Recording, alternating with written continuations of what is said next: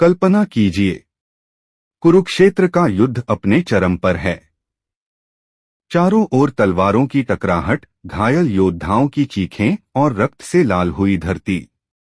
लेकिन युद्ध के 14वें दिन की रात कुछ ऐसा हुआ जिसने पूरे महाभारत का परिणाम बदल दिया। उस रात युद्धभूमि में एक ऐसा योद्धा उतरा जिसे देखकर कौरव सेना के सबसे बड़े महारथी भी भयभीत हो उठे। उसका नाम था घटोत्कच। घटोत्कच भीम और राक्षसी हिडिंबा का पुत्र था। जब पांडव लाक्षागृह से बचकर जंगलों में भटक रहे थे, तब उनकी मुलाकात हिडिंबा से हुई। हिडिंबा भीम की वीरता से प्रभावित हुई और दोनों का विवाह हुआ। इसी विवाह से जन्म हुआ घटोत्कच का। जन्म से ही उसमें अद्भुत शक्तियां थीं। वह इच्छानुसार अपना रूप बदल सकता था, आकाश में उड़ सकता था और मायावी शक्तियों से अपने शत्रुओं को भ्रमित कर सकता था। विशेष बात यह थी कि रात के समय उसकी शक्ति कई गुना बढ़ जाती थी।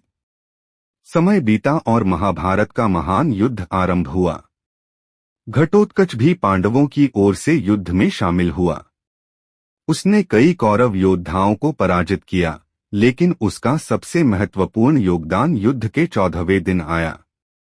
उसी दिन अर्जुन ने जयद्रथ का वध किया था और उसके बाद भी युद्ध रात भर चलता रहा।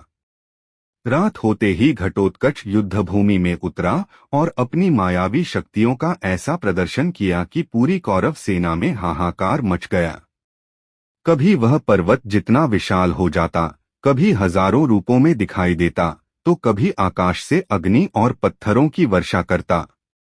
कौरव सैनिक भयभीत होकर भागने लगे।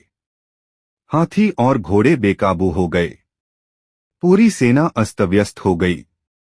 दुर्योधन समझ गया कि यदि घटोत्कच को नहीं रोका गया तो उसकी पूरी सेना नष्ट हो जाएगी। दुर्योधन तुरंत कर्ण के पास पहुंचा और बोला, मित्र, यदि आज घटोत्कच को नहीं रोका गया तो हम सब समाप्त हो जाएंगे। कर्ण के सामने एक बड़ी दुविधा थी। उसके पास इंद्र द्वारा दिया गया एक दिव्य अस्त्र था, वासवी शक्ति। यह अस्त्र केवल एक बार प्रयोग किया जा सकता था और कर्ण ने उसे अर्जुन को मारने के लिए संभाल कर रखा था।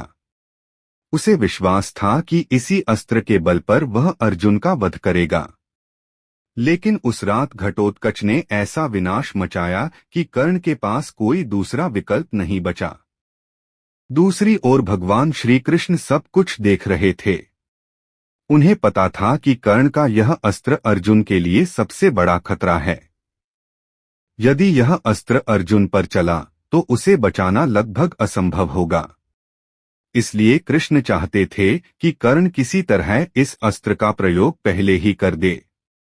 घटोत्कच का भयंकर आक्रमण उसी योजना का हिस्सा बन गया।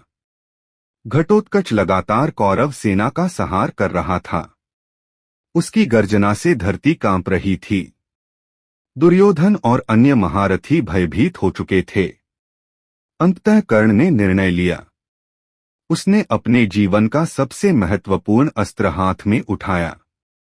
वासवी शक्ति दिव्य प्रकाश से चमक उठी। पूरा युद्ध क्षेत्र उसकी आभा से जगमगा गया। अगले ही क्षण कर्ण ने वह अस्त्र घटोत्कच पर छोड़ दिया। अस्त्र बिजली की गति से घटोत्कच की ओर बढ़ा और सीधे उसके हृदय में जा लगा। घटोत्कच समझ गया कि अब उसका अंत निश्चित है। लेकिन मृत्यु के अंतिम क्षणों में भी उसने पांडवों के लिए अपना कर्तव्य निभाया। उसने अपने शरीर को इतना विशाल बना लिया कि जब वह धरती पर गिरा तो उसके नीचे हजारों कौरव सैनिक दबकर मारे गए। उसकी अंतिम गर्जना से पूरा कुरुक्षेत्र कांप उठा और महाबली घटोत्कच वीरगति को प्राप्त हुआ। घटोत्कच की मृत्यु देखकर भीम का हृदय टूट गया। अपने पुत्र के लिए उनकी आंखों में आंसू आ गए। सभी पांडव शोक में डूब गए। लेकिन उसी समय भगवान श्री कृष्ण मुस्कुरा रहे थे। अर्जुन ने आश्चर्य से पूछा, माधव, आज इतना महान योद्धा मारा गया है और आप प्रसन्न क्यों हैं? कृष्ण ने गंभीर स्वर में कहा, अर्जुन, आज घटोत्कच ने केवल अपने प्राण नहीं दिए हैं, उसने तुम्हारा जीवन बचाया है। कर्ण का सबसे घातक अस्त्र अब समाप्त हो चुका है। यदि यह अस्त्र तुम्हारे लिए बचा रहता तो तुम्हारा बचना असंभव था। घटोत्कच ने अपने बलिदान से पांडवों की विजय सुनिश्चित कर दी है। तब सभी को समझ आया कि घटोत्कच का बलिदान कितना महान था। उसने अपने प्राण देकर अर्जुन को बचाया, पांडवों की विजय का मार्ग प्रशस्त किया और इतिहास में अमर हो गया। महाभारत में अनेक वीर हुए, लेकिन घटोत्कच उन दुर्लभ योद्धाओं में से था जिसने अपनी मृत्यु से भी विजय दिलाई। यदि उस रात घटोत्कच ने बलिदान न दिया होता तो शायद अर्जुन जीवित न रहते और महाभारत का परिणाम कुछ और ही होता। यही कारण है कि घटोत्कच को महाभारत का अदृश्य नायक कहा जाता है। दोस्तों, आपको क्या लगता है, क्या घटोत्कच महाभारत का सबसे कम आंका गया योद्धा था? अपनी राय कमेंट में जरूर बताइए। वीडियो पसंद आए तो लाइक, शेयर और चैनल को सब्सक्राइब करना न भूलें।